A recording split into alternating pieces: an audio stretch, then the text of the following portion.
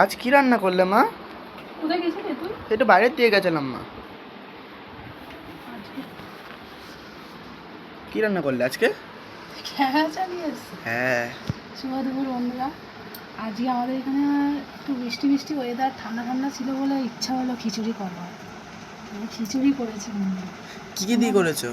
এই তো কুমড়ো দিয়েছি, আলু দিয়েছি, সয়াবিন দিয়েছি, মটর দিয়েছি, ও দিয়ে খিচুড়ি করেছি। তোমাদের ওখানে কার কার ওয়েদার এরকম একটু কমেন্ট করে জানিও।